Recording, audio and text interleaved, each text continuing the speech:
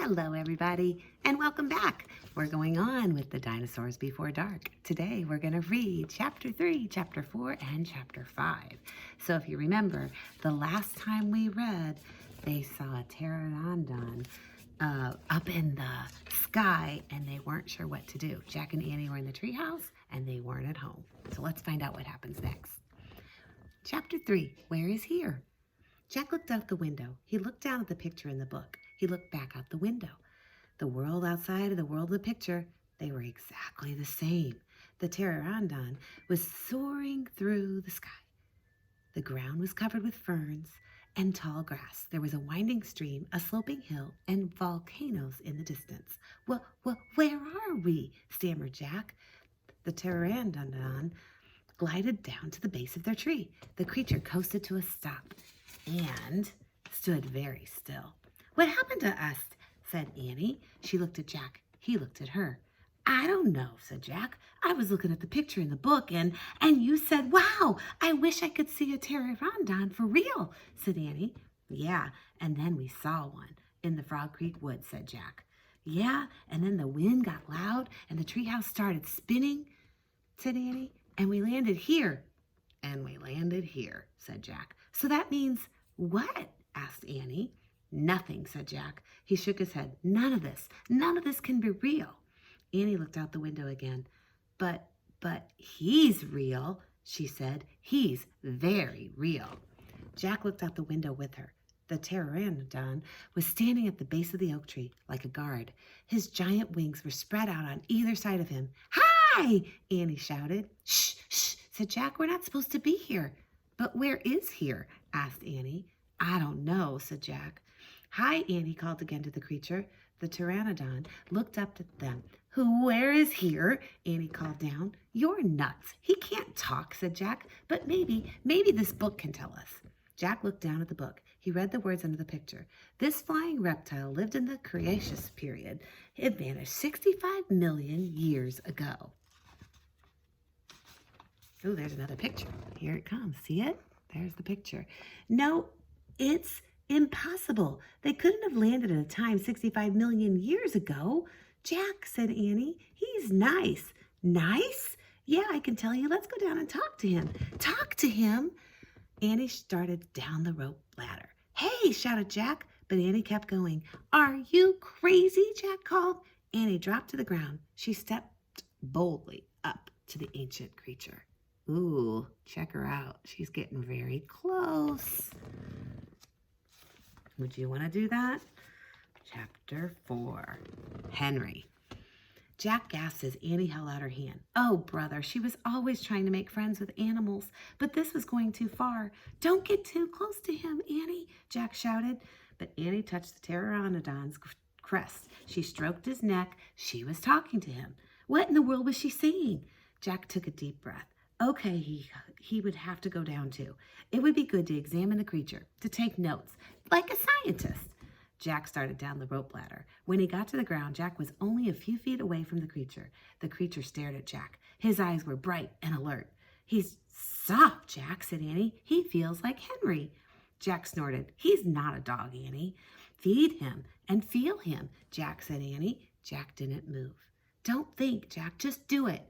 Jack stepped forward. He put out his arm very cautiously. He brushed his hand down to the creature's neck. Interesting. A thin layer of fuzz covered the pteranodon's skin. Soft, huh? Said Annie. Jack reached into his backpack and pulled out a pencil and a notebook, and he started to write. Fuzzy skin. What are you doing? Asked Annie. Ooh, there's another picture. See it? Taking notes, said Jack. We're probably the first people in the whole wide world to ever see a real live pteranodon. Jack looked at the pteranodon again. The creature had a bony crest on top of his head. The crest was longer than Jack's arm. I wonder how smart he is, Jack asked. Very smart, said Annie. Don't count on it, said Jack. His brains are probably no bigger than a bean. No, he's very smart. I can feel it, said Annie. I'm going to call him Henry. Jack wrote in his notebook. Small brain? ? See him taking notes? Jack's taking notes, and Annie's getting on him, getting ready to take a ride. Jack looked at the creature again. Maybe he's a mutant, he said. The creature tilted his head. Annie laughed. He's no mutant, Jack. Well, what's he doing here then? Where is this place? Asked Jack. Annie leaned close to the pteranodon. Do you know where we are, Henry? She asked softly. The creature fixed his eyes on Annie. His long jaws were opening and closing like a giant pair of scissors. Are you trying to talk to me, Henry? Annie asked. Forget it, Annie, Jack wrote in his notebook. Mouth like scissors? ? He said. Did we come to a time long ago, Henry? Asked Annie. Is this a place from a long, long time ago? Suddenly she gasped, Jack! He looked up. Annie was pointing toward the hill. On top stood a huge dinosaur. Ooh, are you wishing you were Jack or Annie right now? I would want to be Annie. She's so adventurous, and Jack's so cautious. But yet Jack is really learning about what's happening and writing down notes. So he's actually being very scientific. Chapter 5. Gold in the Grass.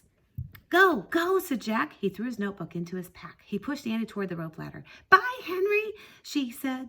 Go, said Jack. He gave Annie a big push. Quit it, said she said, but she started up the ladder. Jack scrambled after her. They tumbled into the treehouse. They were panting as they looked out the window at the dinosaur. He was standing on the hilltop, eating flowers off of a tree. Oh, man, whispered Jack. We are in a long time ago. The dinosaur looked like a huge rhinoceros. Only he had 3 horns instead of 1, 2 long ones above his eyes and 1 on his nose. He had a long, big shield-like thing behind his head. That's a triceratops, said Jack. Does he eat people? Whispered Annie. I'll look it up, Jack said. Grabbed the dinosaur book and he flipped through the pages. There, he said. He pointed to a picture of a triceratops. He read the caption. The triceratops lived in the late Cretaceous period. This plant-eating dinosaur weighed over 12,000 pounds. Ooh, pretty heavy, huh? Jack slammed the book shut. No, he just eats plants. No meat. Well, then let's go see him, Annie said. Are you nuts? Asked Jack. Don't you want to take notes about him? Asked Annie. We're probably the first people in the whole world to ever see a real-life triceratops. Jack sighed. Again, she was right. Let's go, he said. He shoved the dinosaur book back into his backpack. He slung it over his shoulder and started down the ladder. On the way down, Jack stopped. He called up to Annie. Just promise you won't pet him. I promise. Promise you won't kiss him. I promise. Promise you won't talk to him.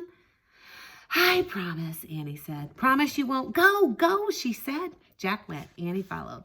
When they stepped off the ladder, the pteranodon gave them a kind look. Annie blew him a great big kiss.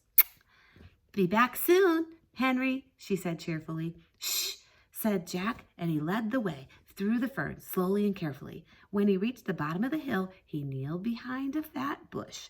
Annie knelt beside him and started to speak. Shh, Jack put his finger to his lips. Annie made a face. The dinosaur was incredibly big, bigger than a truck, and he was eating lots of flowers off of a big magnolia tree. Jack slipped his notebook out of his pack. He wrote, eats flowers. Annie nudged him. Jack ignored her. He studied the triceratops again, and then he wrote, he eats very slowly. Annie nudged him hard. Jack looked up at her.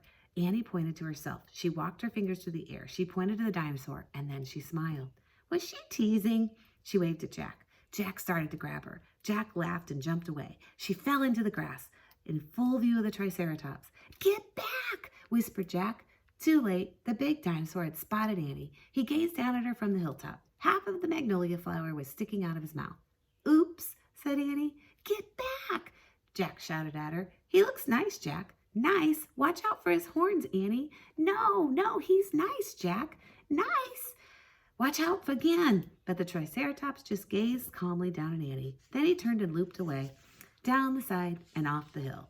Bye, said Annie. She turned back to Jack. See? Jack grunted, but he wrote in his notebook. Nice. Come on. Another page. Look at, there they are. Seeing it? See how cool that is?